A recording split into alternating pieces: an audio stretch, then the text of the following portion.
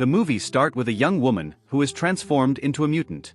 She becomes so powerful that 1,000 soldiers couldn't stand against her for even a single second.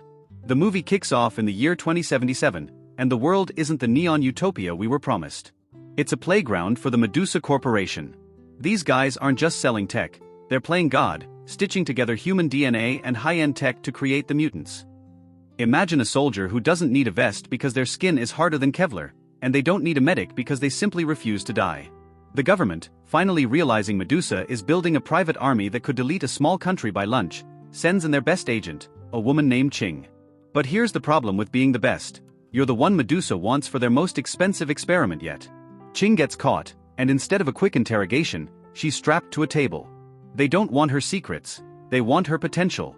They begin a brutal mutation process, rewriting her biology from the inside out. But there's a catch. To make a perfect weapon, you have to kill the person inside.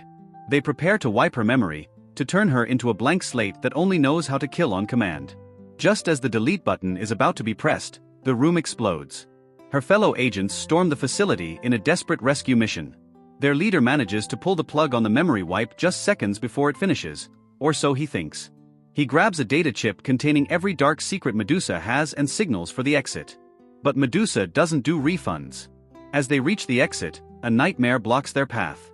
It's not a man, but a creation. A massive tentacled monster that treats bullets like annoying mosquitoes. The agents are being tossed around like ragdolls, and it looks like the mission ends here. But then, something clicks in Ching's head. She feels a surge of energy that shouldn't be possible. She leaps onto the beast's head, stabbing it with a knife, but the monster is unfazed. It lashes out with its tentacles, but Ching is moving differently now. Her reflexes are pre-calculated. She draws a sword and severs the limbs in a blur of steel. The team manages to trap the beast behind a heavy blast door, breathing a sigh of relief. But the real threat isn't a mindless monster. It's something much more human. Standing in their way is a girl with snowy white hair named Catherine. She looks innocent, but she's the crown jewel of Medusa's program.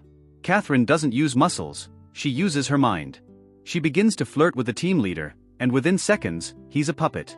His eyes go vacant as her hypnotic powers take hold. But when she turns her gaze to Ching, nothing happens.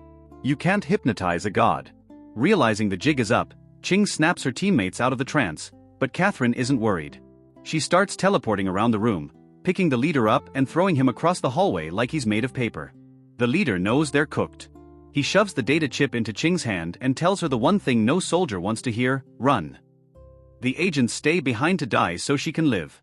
Ching watches in horror as Catherine effortlessly dismantles her friends. Enraged, Ching attacks, but Catherine just smiles. She has telekinesis, lifting Ching by the hair and slamming her into the concrete over and over. It's not even a fight, it's a bored child playing with a fly. Ching is left broken, her pulse fading, looking like she's ready for the morgue. But remember what I said about her DNA? In her final moments, something inside her code flips a switch. Her body starts to hum with a power that's terrifyingly new. We don't see the transformation yet, because the scene shifts to the cold, sterile office of Manager Lee, the face of Medusa. He's currently torturing Ching's leader, demanding the location of the chip and the girl. The leader, a hero until the end, stays silent. Lee, losing his patience, finishes him off. It's a cold reminder that in 2077, loyalty is a death sentence. Cut to a quiet house in the suburbs. Ching wakes up. Her eyes are different. She looks around and sees a young man watching her. Naturally, her first instinct is to send him flying through a wall with a single punch. Her strength has tripled overnight, but her mind is a total void. The memory wipe actually worked. She flees into the streets, looking at the city like an alien who just landed on Earth. The young man, whose name is John, catches up to her. He's trying to help, but Ching is a cornered animal. She grabs him by the throat, and just as she's about to end him, a construction worker falls from a nearby ladder. Time stops. Literally. The world turns gray, the dust hangs in the air, and the worker is frozen mid-fall. Ching doesn't know how she's doing it, but she moves through the stillness, catches the man, and sets him down safely. Time restarts, and she's left standing there, terrified of her own hands. But using that power was like lighting a flare in the dark. Medusa picks up the energy signature and sends a small army to her location. Big mistake. Ching discovers she can not only stop time for a few seconds, but she can also teleport. She's flickering in and out of reality, landing punches that shatter bones through body armor. She's a one-woman wrecking ball. John, seeing she's not a monster but a victim, shows her his badge. He's a cop, and he's the only friend she has left. Back at Medusa HQ, Lee is losing his mind because his soldiers are coming back in body bags. A woman named Angela enters the room, mocking his failure. She's ambitious, lethal, and wants Lee's job. While the villains squabble, John is trying to piece together Ching's broken past. He finds out that Ching wasn't alone. She was part of a tourist group where 3 other girls also vanished. This wasn't just a random kidnapping, it was a harvest. As they talk, Ching finds the data chip hidden in her clothes. But before they can see what's on it, the entire house shakes. A massive pole crashes through the wall, followed by a girl who looks like she stepped out of the same lab as Ching. This girl was one of the missing tourists, Ching's former friend. But now, she's a puppet with a chip in her neck, and her power is terrifying. She controls stone. She lures Ching outside and starts a literal rock slide in the middle of the street. She buries Ching under tons of rubble. John, desperate to save her, throws the data chip to the stone girl as a bribe. But as Ching lies under the rocks, a percentage counter appears on her arm. It's at 22%. See, every time Ching gets hurt, her powers evolve. She doesn't just heal, she levels up. A massive shockwave clears the debris. Ching emerges, and the sky itself starts to darken.